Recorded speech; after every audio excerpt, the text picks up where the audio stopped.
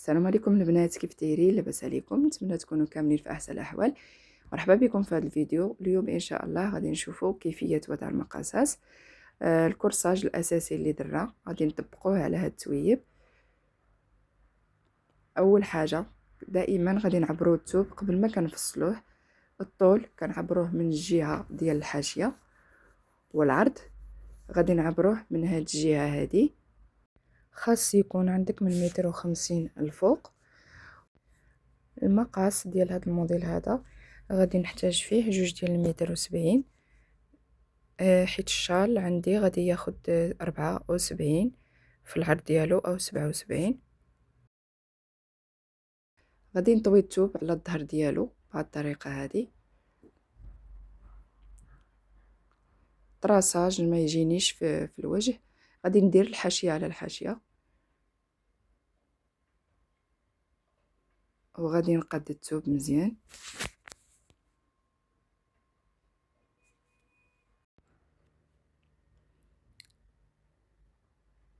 غادي ننزل الثوب بهذه الطريقه على 2، ومن بعد غادي نولي نردو على 4،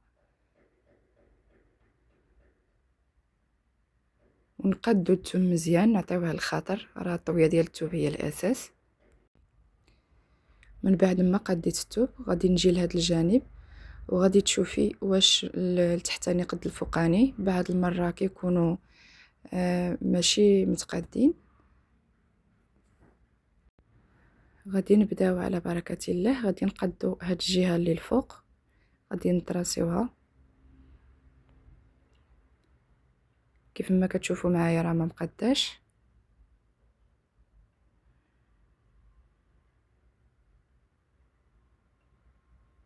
ناخدو عرض الكتف. انا غادي ننزل هنا الكتف بعد ما قسمته على 2.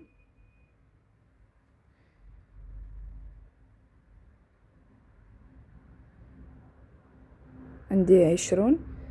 دائما الا عندك 40 تقسميها مثلا غادي تعطيك 20، وغادي نحيد من داك 20، من داك 20 ديال الكتف 8 ديال السنتيم، وغادي نهبط ب2 سنتيم. هذه بالنسبه للخلف. وفي الامام غادي نهبط ب10 سنتيم. في العادي كنهبطو ب8 سنتيم، دابا غادي نهبط ب10 سنتيم حيت الثوب عندي ما كيتجبدش. البيستولي غادي نوريكم الطريقه ديال الاستعمال ديالها. انا ما كنستعملهاش، ما مولفاش كنخدم بها نهائيا، كنطراسي غير بيدي. اللي بغى يخدم بها تخدمي بها على هذه الطريقه. كتخدمي بها دوره العنق، وعندها عده استعمالات.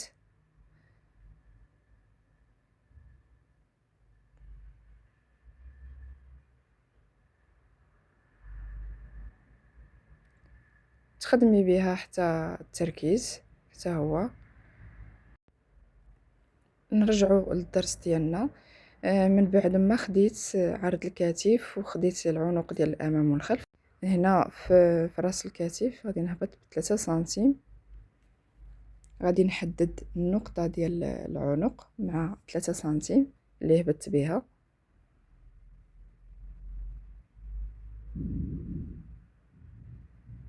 من بعد غادي ناخذ التركيز ماشي من الفوق، من البلاصه اللي هبطنا بها ب3 سنتيم.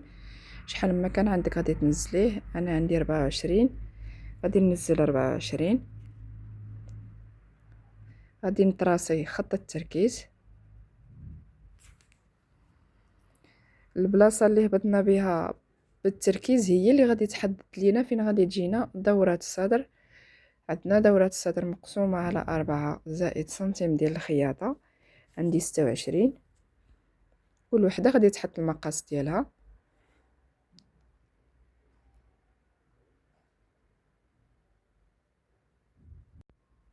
من بعد من هذا المكان غادي نطلع ب3 ديال السنتيم باش كتساعدنا ندورو لدورة الصدر.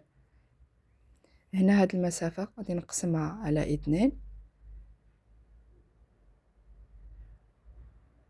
وندخلو بسنتيم ونص او 2 سنتيم بالنسبة للأمام. وغادي نصل النقطة ديال راس الكتف مع الاثنان اللي دخلنا بها، من بعد 3 سنتيم اللي طلعنا بها نخرجوا في دورة الصدر. بالنسبة للناس كيف ما قلت لكم اللي ما غاديش يستعملوا البيستولي يخدموا بهذه الطريقة، هذه كتجي سهلة. غادي نصل 3 سنتيم، من بعد غادي نخرج في دورة الصدر باش يجيكم الرسم ديالكم صحيح. بالنسبة للخلف، هاد المسافة اللي قسمت على 2 ما غاديش نقسمها، ما غاديش ندخل ب2 سنتيم، غادي نرسم خط وغادي ندور من 3 سنتيم لدورة الصدر. هذا هو الاختلاف اللي كاين بين الامام والخلف، كاين في العنق وفي التركيز. من راس الكتف غادي نهبط ب40 سنتيم، هذا ارتفاع الحزام، وهو اللي غادي يحدد ليا فين غادي تجيني دورة الحزام. عندي في دورة الحزام 25 زائد سنتيم ديال الخياطة،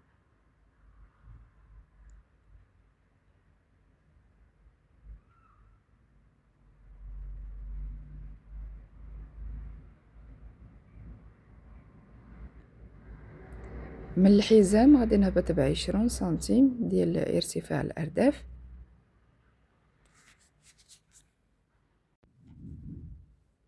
وهي اللي غادي تحدد ليا دورة الأرداف. عندي 28 زائد سنتيم ديال الخياطة،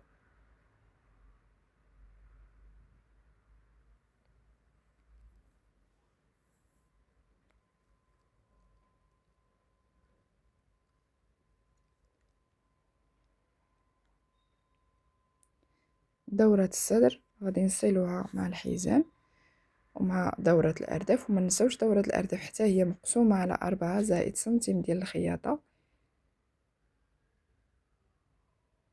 ونصل بخط النقط.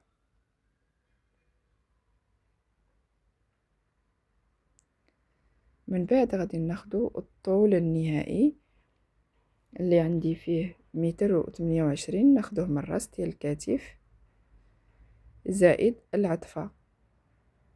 العطفة انا غادي نخلي غير 3 ديال السنتيم، اختياريه كل واحد وشحال غادي يخلي في العطفة.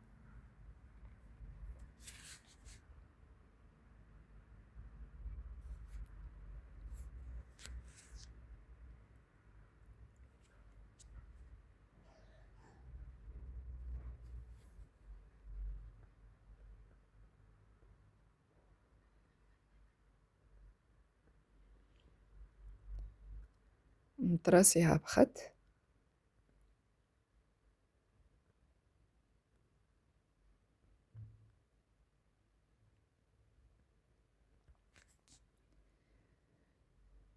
الجلايل انا بغيت فيهم 40 سنتيم، عندي هنا 40 سنتيم، غادي نخلي هذا المكان كامل.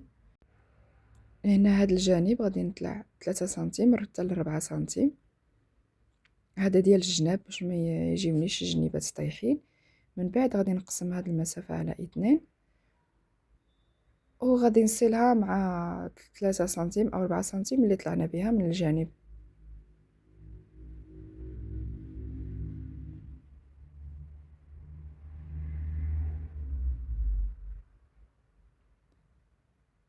نصيلو النقطة ديال الجلايل مع دورة الأرداف.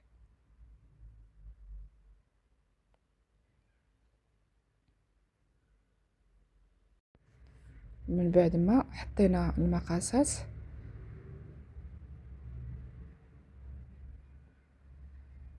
غادي ندوز للتقطاع، وما نساوش العنق ديال الامام نخليه حتى نقطع الخلف، ومن بعد غادي نحيد الجهه ديال الخلف ونعاود نقطع الامام.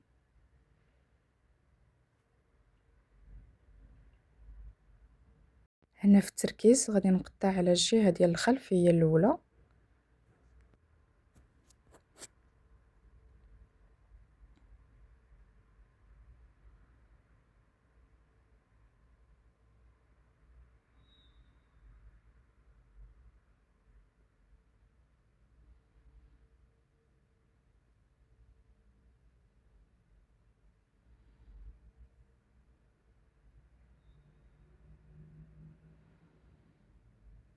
من بعد ما قطعنا غادي نحيد الجهة ديال الخلف ونخليو الامام اللي غادي نقادو فيه دورة العنق والتركيز.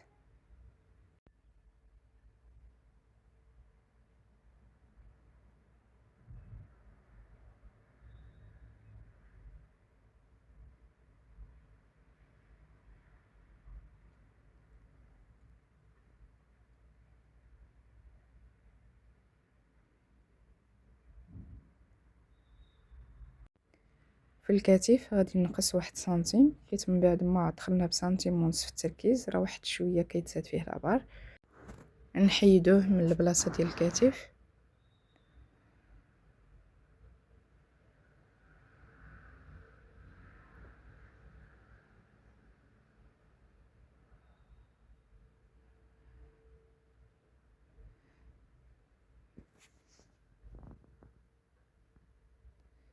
نخليوه جانبا حتى نفصل الاكمام، حيت باقي غادي نفصل الدبلور ديال العنق. ناخذ الاساسيات هما الوالا.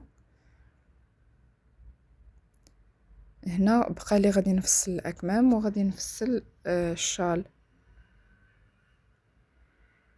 ناخذ الاكمام هما الوالا. الثوب عندي مطوي على 4 على الجهه ديال الحاشيه على الطول. نطويه بهذه الطريقه، ما نوصلوش طويه للجهه المسدوده، غنخليو داك المسافه نستفدوا منها. غادي ناخذ غير بهذه الطريقه.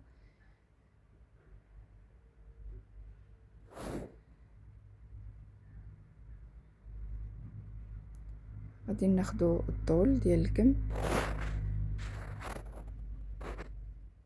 نطراسي 1 سنتيم، ما غاديش ناخذ العبار من الراس الفوق.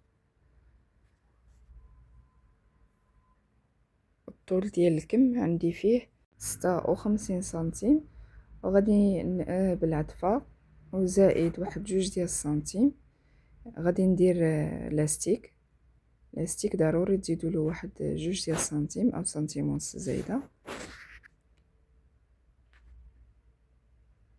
نطراسي بخط هاد المسافه، الثوب ما مخادتش. من بعد غادي ناخذ الطول ومن موراها غادي تاخذوا التركيز درنا 24. غادي نهبط ب13 سنتيم من هاد النقطه،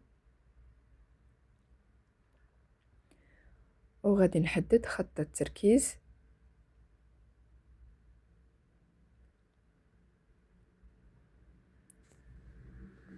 هاد المسافه غادي نقسموها على 4. نحدد النصف، من بعد من النصف غادي نولي نقسم هاد المسافه على 2 والمسافه الاخرى على 2.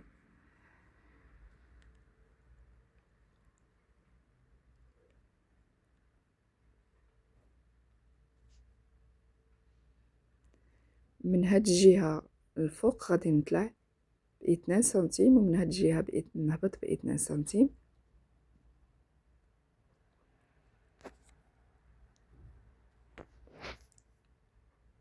وغادي نرسم خط التركيز. غادي ناخذ من الراس ديال الكم ال2 سنتيم اللي طلعنا بها.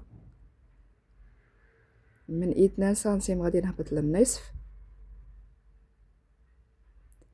ومن النصف غادي نهبطوا ال2 سنتيم اللي دخلنا بها لتحت، ومن بعد غادي نخرجوها في التركيز. بهذه الطريقه غادي تجيكم الرسم ديالكم سهل.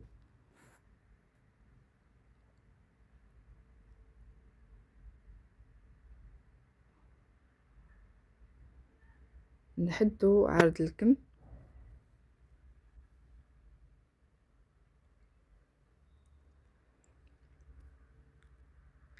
في عرض الكم الا ما كنتوش غادي ديروا لاستيك، ديروا القياس اللي بغيتو. انا غادي ندير 21 سنتيم حيت غادي يكون عندي لاستيك غيتجمع. نحدد بخط عرض الكم مع التركيز.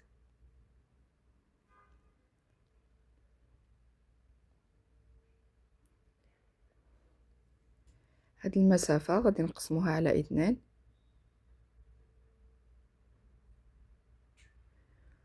وغادي ندخل بسنتيم ونص،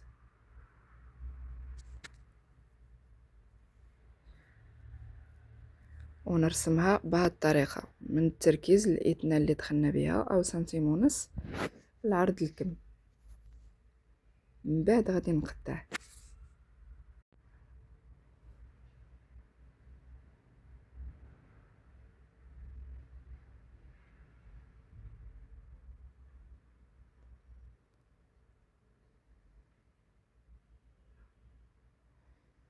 من بعد ما سالينا الأكمام غادي ناخدو الطرف اللي بقى لينا، غادي نحيد منه الشال،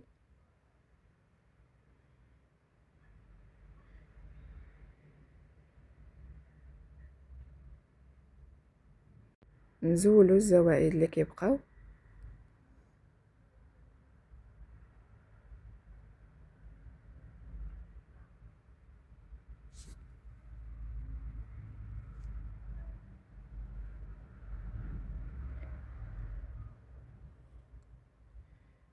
من بعد غادي نقادوه مزيان وغادي نطراسيو الجناب اللي عندنا ما مقادينش.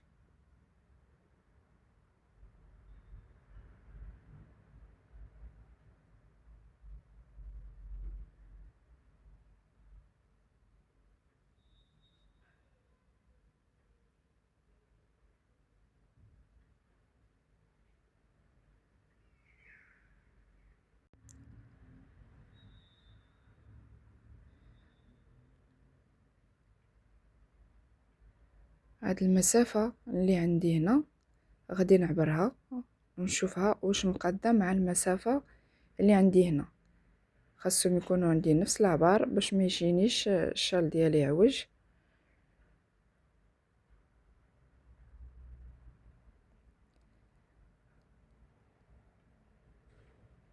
من بعد غادي نقطع العبار ديال هاد الشال. في الطول ديالو عندي 160 متر، وفي العرض ديالو جاتني 77.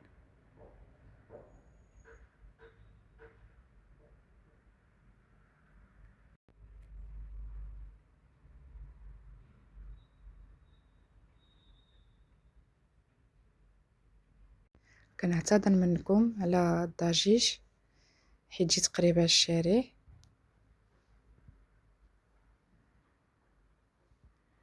هذا هو الشال ديالنا.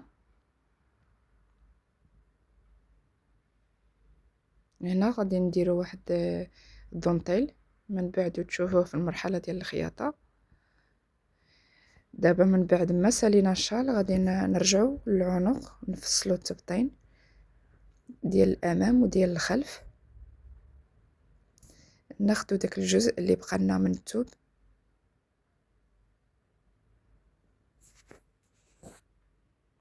نقطعو الزوائد،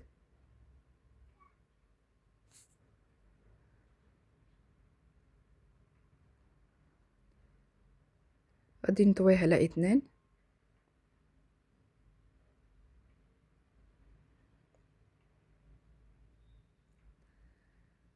والخلف حتى هو يكون عندي مطوي على 2 على هاد الطريقه. وغادي ننزلو على الجهه المسدوده،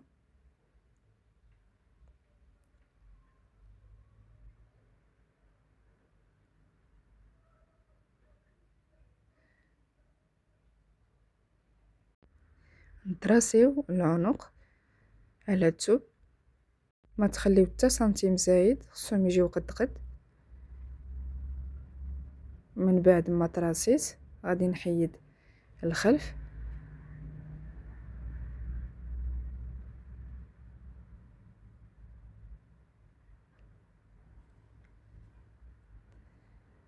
من هذا المكان نهبط ب7 ديال السنتيم ونمشي كندور بها حتى نوصل للراس ديال الكتف. من بعد غادي نطراسيها على هاد الطريقه.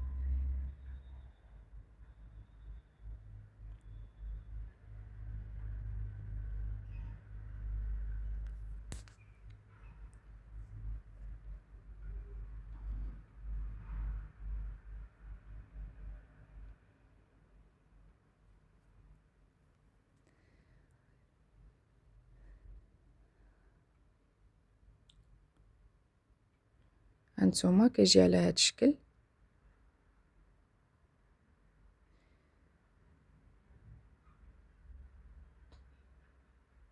خصهم يجيو قد قد، كنخيط ويتقلب لداخل. حتى الخدمه ديالو كتجي مفينيه، كتجي زوينه. غادي نعاود نفس المرحله في الامام.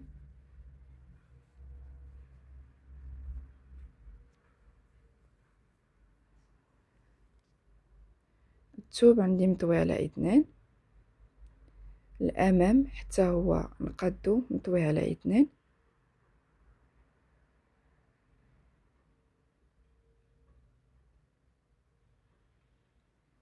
غادي ننزل الجهه المسدوده على الجهه المسدوده،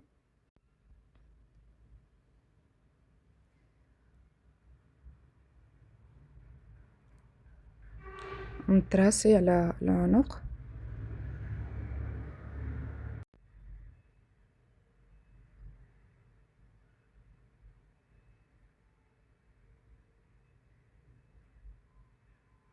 في الخلف هبطنا هنا ب7 ديال السنتيم، غادي نهبطو حتى في الامام ب7 ديال السنتيم، وغادي نطراسيوها بهذه الطريقه.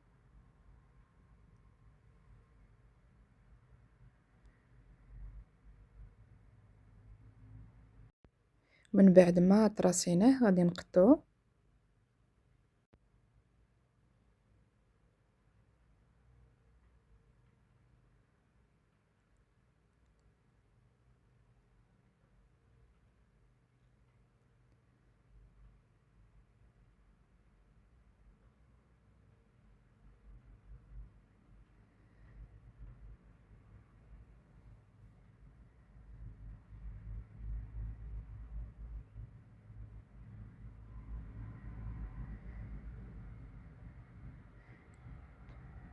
حتى هو كيجي بهذه الطريقه، كيجي قد العنق، قد الكتاف.